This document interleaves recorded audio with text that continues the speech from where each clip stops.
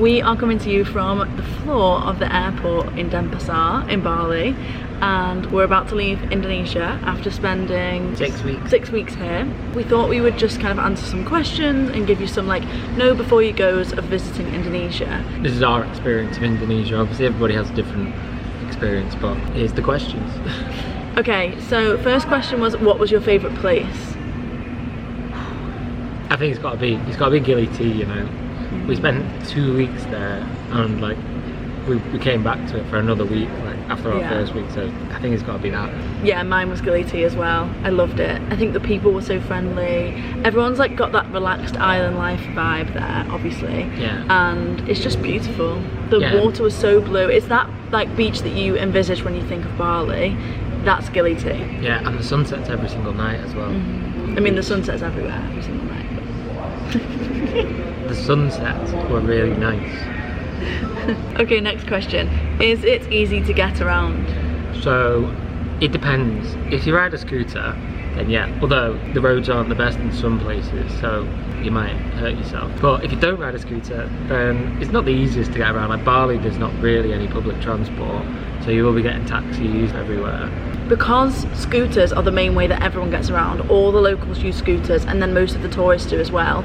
There just isn't the infrastructure there to not use scooters, which means that then there's this gap that if you don't ride a scooter, these tour companies can charge you like extortionate amounts, or like these drivers can charge you extortionate amounts because they know that your only option is to use them. Yeah, also, so they have like Grab and Gojek, which is like the Uber of Indonesia, but then there's some towns and places where you can't use that. In places like Canggu and Seminyak, even if you don't drive a scooter, you'll be fine because there's so many Grabs and Gojeks and it's super easy. Super cheap. But if you're in like Uluwatu, or you are in Sidemen or Munduk, or you want to go beyond like those main towns, you will struggle without a scooter. But in Java, you can get trains and you can get buses and stuff, like relatively easy.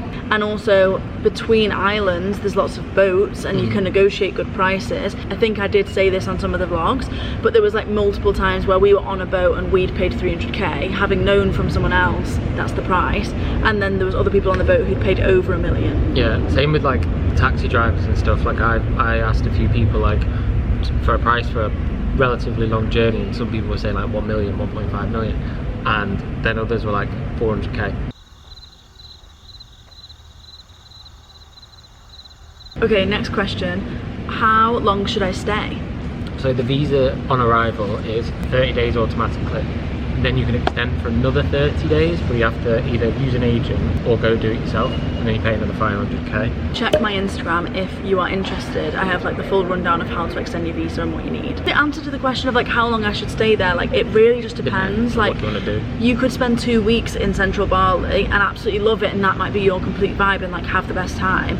Or you could spend 2 months traveling around like 3 different islands in Indonesia and still feel like you've not touched the surface. Like there's 17,500 islands in Indonesia. Yeah, Indonesia is like I think it's the 4th most populated country in the world, so there's a lot of it to explore. So you could spend like a year there, really. I think the main like backpackery things that people do though is go to Bali, Java, Flores to do like the Komodo tour, and go to like the islands like Gili Islands, Nusa Penida, all of those little bits. You could definitely do it all well in 2 months. If you had a bit more of a budget and less time, you could do it in a month and kind of like throw together all those things day after day, but it would be busy definitely because you're covering a lot of ground. Next question. What's the best thing you did? I'm going to answer that first. Ijen and Bromo, definitely the best. Like you have to wake up in the middle of the night and hike for a few hours, but it's definitely worth it. Like the best views in a long time. Mount Batur is good in Bali. If you're only going to be in Bali, then definitely would recommend. We didn't get that lucky with the weather there. Our sunrise wasn't that amazing. Yeah, whereas the Bromo sunrise was like unbelievable, wasn't it? Yeah. I think it was potentially the best sunrise I've ever seen. One of, yeah. So yeah, Bromo, 100%. We just got a hike. We did. Okay, what should I bring? Hair care, skin care. A lot of people, I had seen it on TikTok, the water is like really quite bad for your hair and your skin in Bali, and that is true. My hair is so dry having been in Indonesia for this long, and my skin has really not enjoyed the water, or something about Bali the skin has not enjoyed. So if you do suffer with bad skin or dry hair, or just have very specific beauty products, bring enough of them to last you the amount of time you'll be in Indonesia. Next question, how cheap is it?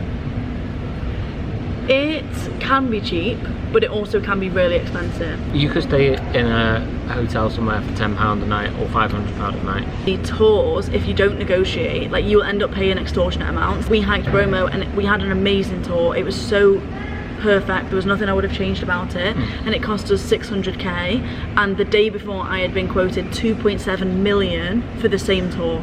Exactly the same tour. There are a lot of beautiful cafes and a lot of beautiful restaurants and beautiful places that do acai bowls and smoothie bowls, and they're all amazing.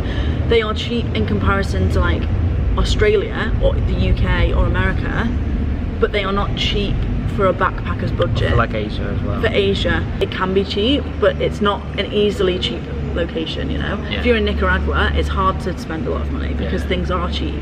But in Bali, if you don't try to save money, you will spend a lot of money. Okay, so we had a few questions that were just like kind of quick fire, so I'm going to quick fire them to Rob. What is the currency in Bali? Rupiah. Exchange rate right now is like 100,000 is about £5.50. What are the COVID requirements? You have to have 2 vaccines, that's it. How was the airport? So I've heard bad things about Bali airport, that it takes hours to get through, but we arrived like pretty early in the morning and we didn't have any problems, and you have like a grab lounge, so you can just go there and wait for your taxi as well, and they'll literally come and get you and be like, here's your taxi. Any apps that we should get? Ticket, but tiket.com for like booking trains and stuff in Java, Grab obviously, and Gojek. And you can get food from them as well, like Uber Eats and whatever. Yeah, Gojek food is really good. Food. Obviously your XE, the currency app, and I'd probably just say them, to be honest. Okay, that's it. That's all the questions. Yeah. We need to go and catch a flight now, so thank you for watching, and if you have any more questions, please leave them in the comments. If you enjoyed this video and it was useful, then please give us a like and subscribe so that you know when we post next. Bye. Bye.